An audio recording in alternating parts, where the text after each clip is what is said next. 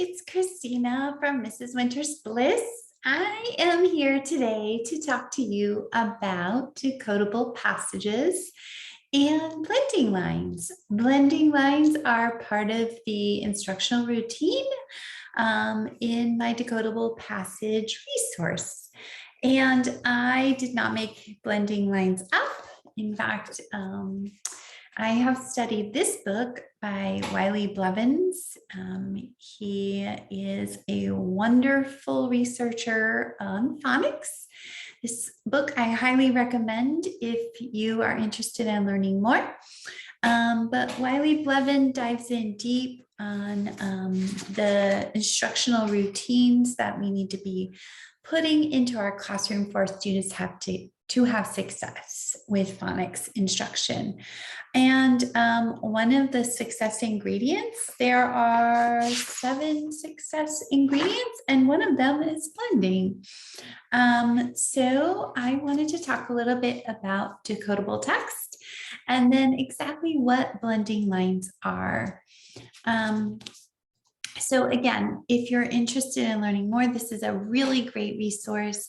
He talks a lot about what it looks like in your classroom phonics instruction and some pitfalls, some things that kind of go wrong and how to fix them. So this is a great resource. So first of all, decodable texts are texts that are every word is decodable for our students. Students don't have to rely on pictures to gain meaning from the text. So decodable passages are the passages that I've written specifically that follow a very research-based scope and sequence. The scope and sequence, any good scope and sequence starts from easy to more complex, and it builds upon each other. So the scope and sequence that I've used to create my passages, they start with CVC words, and then we go into blends and digraphs words, and those blends and digraph words only have short vowels in them because students haven't learned long vowels at this point. And then we keep moving into long vowels with silent E, and then vowel teams. And then we keep moving into R controlled and diphthongs, and then variant vowels. So that's kind of a quick overview of the scope and sequence.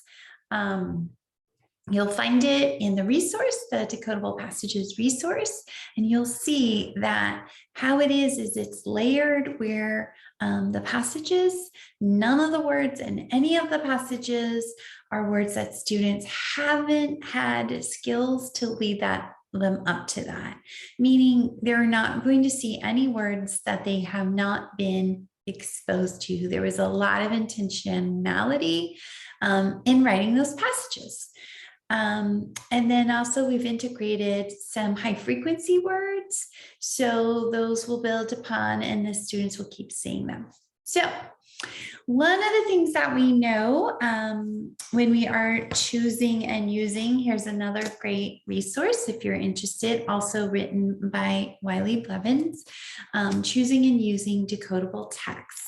So there are so many different decodable texts, and I know a lot of publishers are starting to write more because as we are learning, researchers are learning how we learn to read, and we're learning that students, reading isn't a visual process, that it's a mental process called orthographic mapping, and students really have to have a great foundation in phonemic awareness, and they really have to know how to match the letters to the sounds. And as they, do phoneme-grapheme mapping, as they work through words, then they store the words for instant retrieval. That's what orthographic mapping is, the short version. But one thing that we do know about decodable text, Wiley Blevins says that the text that we pick need to be comprehensive. That means they're natural sounding. I know sometimes when we pick up a decodable text, it's very like rhyme-like, but we want it to be an actual authentic story, language that students would normally hear in a natural way.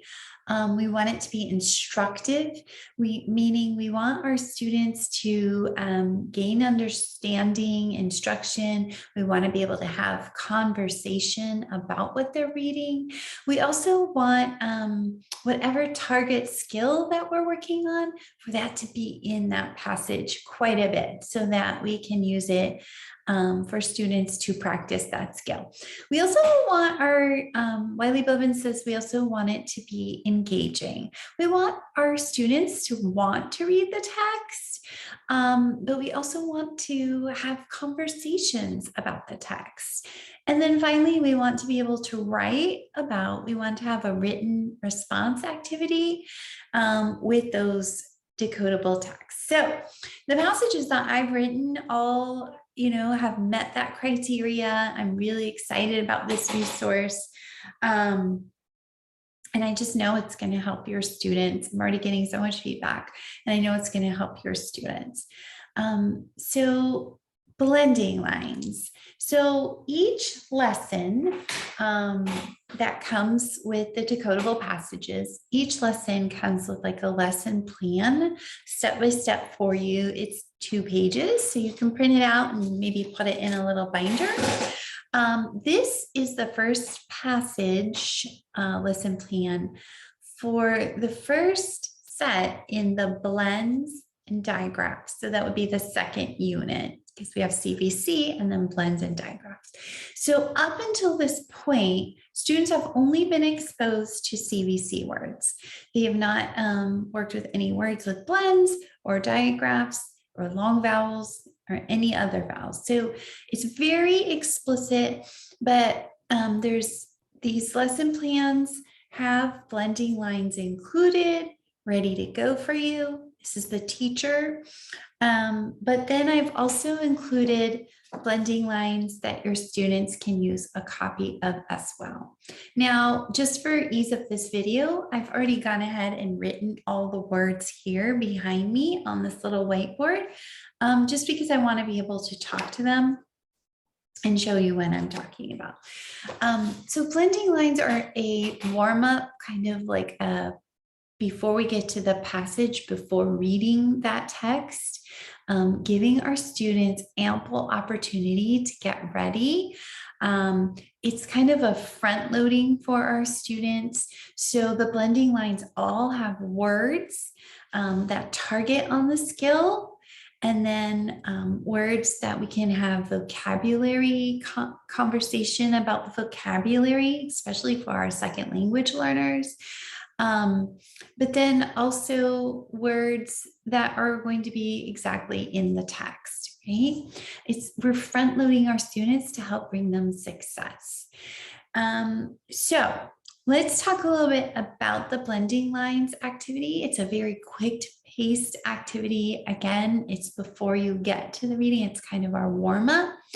And our blending lines, we start from easier to more complex. So the skills are going to go to more complex. Now, you might not get through all of this on that first day. You might not even get through all of it with your group on any day, because there's some review and there is some challenging parts. So it's opening up for a differentiation. So if you look behind me, you can see the first row. It's what Wiley Blevins calls, it's known to new. He uses another word, a small contrast, a simple contrast, right? So lip to flip, we're only changing one thing. But our students, remember, they came to us at this level of the text. They came to us already knowing CVC, so they know lip, but then they're going to learn a blend, so they are going to gain flip. Lap, they know, so they're gaining clap, right? So that's the first row. The second row, we have only blends at the beginning, varying at the beginning. And then the third row, glad, gloss, those words vary at the ending. The next row, class, click, those words, they vary. They're like a mixed review. Now, if you look down to the next two rows, run, sun, and then the next row, cat, dog, those words are review. So you might not do those according to what your students need. We might want to start there as you're warming up. And then if you look further down, this would be clips, flips. Those would be like the challenge words. They have more phonemes to blend and read. And then finally, the last two rows, the black cat and Cliff was in bed, those are connected to the text they're going to read. Those sentences come from the decodable passage that they're going to read. So again, we're front loading our students. So when we're using our blending lines, we're following that model of I do, we do, you do. And we're giving our students a practice. We're explicitly modeling for our students exactly what they're going to learn before we turn it over to them, right? So we're going to say something like, friends, today we are going to work on L blends. What are we going to work on? We're going to work on L blends.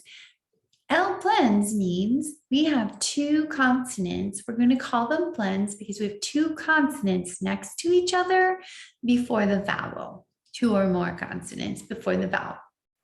So you're explicitly stating to your students what they're going to learn, right? And then you're going to give them some examples. Again, I would not have all of this written on my whiteboard, my teacher whiteboard, but I just put that here for the video. So I would show them, okay, I'm going to write some words and I would write it. Can you blend it with me? L, I, p, lip, right? Okay, we know lip. If I add f on the beginning, now we have L, I, p, flip, right? So you're having your students watch you and then they're going to do it, right? So you're teaching them, start what they know and then adding on to the new target skill. The target skill is a blend, an L blend in this case. So after you do that, then what you would do is, you do the we do. So you can write the words on the board, or you can, after a few practice times, then you can pass out these little blending sheets for them. And you can ask them to do it together. So you can choral read the words together. So you're going to set that routine on what that looks like with your students, how they're going to, point and decode and read together. Okay? So again, this is a lot. You're thinking about doing the blending lines in about 3 minutes. So you might not get to all of this on that first day. You might pick and choose. Choral reading them. And then you can also give these to your students. You can ask them to keep them if you have like a book box or somewhere that they can use them for independent reading. Finally, when you're finished with them, they can take home and continue reading them. But we're giving our friends a lot of practice opportunities. Wiley Blevins says in his book that one of the big reasons why our students are failing is that they just don't have ample practice. He encourages us to teach not for exposure, to teach for mastery. And he says that sometimes that new learning takes 4 to 6 weeks and that we have to give them a lot of opportunities to practice. So blending lines is one way. These decodable passages is another way, because truly we're thinking about the decodable passages are another vehicle for us to have our students practice what we're learning in our target sound spelling rules. For example, I'm teaching blends this week. So I'm showing my students, I'm teaching it to them. We're doing some word awareness activities, some phonemic awareness activities. We're doing dictation, word building. So decodable text is another vehicle for our students to have more practice so that they become proficient with their skills. Another thing that Wiley Blevins, he really wants us to remember, to recommend. This is not just Wiley Blevins, but other educators are telling us, is that we have to give our students corrective feedback. So what that means is that when students make mistakes, we don't just keep going. We don't want them to try to just figure it out on their own. We don't want them to guess. We want to stop them right away. And we want to give them that feedback. So when we hear an error, we're going to stop them right away. We're going to point to the word where they made the mistake. We're going to state the correct sound. We're going to tell them this word says ah. And we're going to explain to them how we know that ah. Talk about how our mouth looks, what's happening in our mouth, if there's air coming or not. But we're going to make sure that they get good modeling from us. And as we're giving that feedback to them, we're going to ask them now to repeat what we just told them. After they repeat it, we're going to show them, go ahead now. I want you to go ahead and blend that word that has that target skill. So if we're doing the ah, we're going to say, okay, here's the word cat. And I want you to blend it. And so, you know, they're pointing, they're blending, or they're tapping, cat, right? So they're having an opportunity as we're watching, we modeled, they practiced, now they're blending. And then we're going to ask them to back up and reread where they made the mistake. So if it's in a sentence, they're going to reread that sentence and say it again. So that's corrective feedback. We must do that. So that's blending lines. Again, it's up to you as the teacher on how you're going to use the blending lines. You can use them just from the lesson plan here. And it tells you exactly what's happening in that blending line, but and you can write them on the board, or you can write them on a small little whiteboard, where you can give them to your students. But again, you don't want to hand it to our students until we've done the explicit teaching of what they're learning, the skill that they're learning, right? And once our friends have gotten warmed up for reading, you've done also, I've included in the before reading some academic words, some vocabulary words to pre-teach. These necessarily are not in the text, but they're higher level words. For example, in this passage, the word is tired.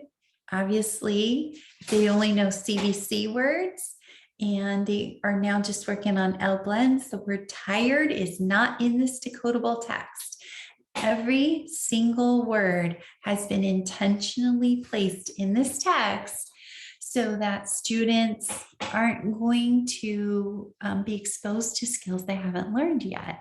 So it's either a decodable word or a high frequency word that they've already learned through the scope and sequence. So now, after you've done your warm up, now you're ready to teach the actual passage. So I hope that all is so helpful for you. I wish you so much success using decodable passages and blending lines. I am here at any moment. You can reach out, send me an email. You can leave me a comment. And I'm happy to help in any way that I can. So you can reach me at Christina@mrswintersbliss.com. So have a great day.